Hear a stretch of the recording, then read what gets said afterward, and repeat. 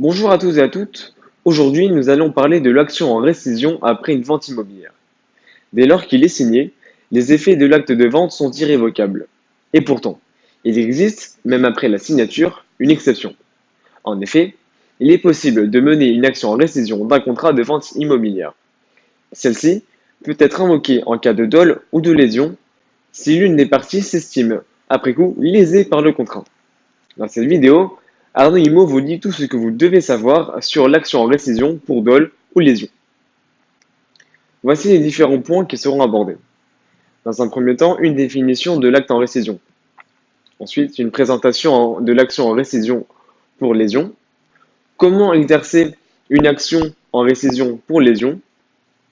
Nous allons présenter après un cas particulier. Ensuite, nous allons terminer par l'action en récision pour dol.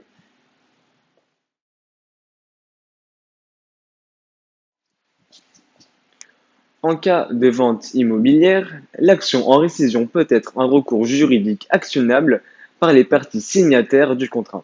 Son but étant de recentrer, voire de revenir sur les termes d'un contrat déjà signé. Au terme de cette action, l'aboutissement peut être soit une redéfinition de l'accord sur la chose ou sur le prix, soit l'annulation du contrat.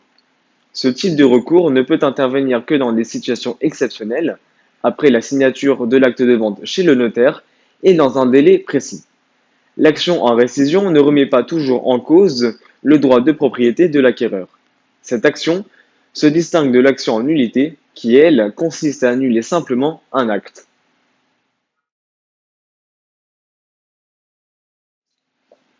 Le vendeur peut s'estimer lésé et solliciter une action en récision du contrat de vente dans le cas où le prix de vente est très nettement inférieur à la valeur réelle du bien. Cette action est donc engagée dans l'espoir d'obtenir une compensation financière. A l'inverse, l'acquéreur qui estime avoir payé trop cher pour un bien immobilier ne peut pas entreprendre une telle action. Pour que la lésion soit avérée sur le plan juridique, le prix de vente ne doit pas dépasser les 5/12 de la valeur estimée du bien. Autrement dit, la lésion doit porter sur 7/12 de la valeur réelle du logement. Par exemple, si un bien est estimé sur le marché à 300 000 euros, il y a lésion s'il a été vendu pour 125 000 euros ou moins. La lésion est assortie d'un délai de prescription de seulement 2 ans. Les cas de lésion sont extrêmement rares et difficiles à détecter. Le plus souvent, le vendeur s'en aperçoit lorsque son acquéreur procède à une revente avec une forte plus-value dans un délai très court.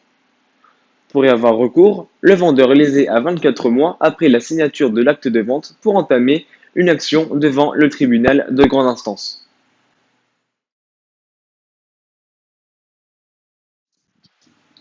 Si le juge estime que le cas de lésion est avéré, une estimation de la valeur du bien doit être effectuée par 3 experts indépendants et distincts.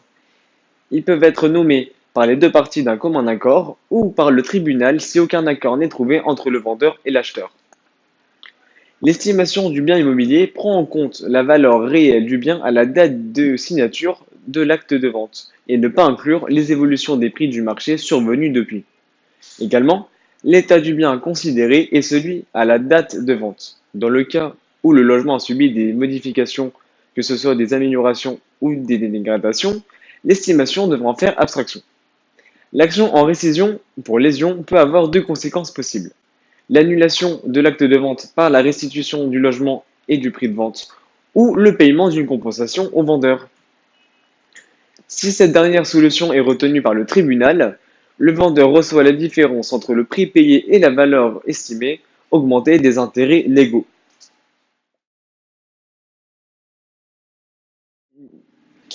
La lésion s'applique uniquement aux ventes immobilières de logements entre particuliers. En sont donc exclues les ventes de parts de SCI, celles-ci n'étant pas considérées comme une vente d'immeuble, mais également les ventes en viager et les ventes par adjudication, autre nom des ventes aux enchères, qui sont, par nature, détachées des prix du marché classique.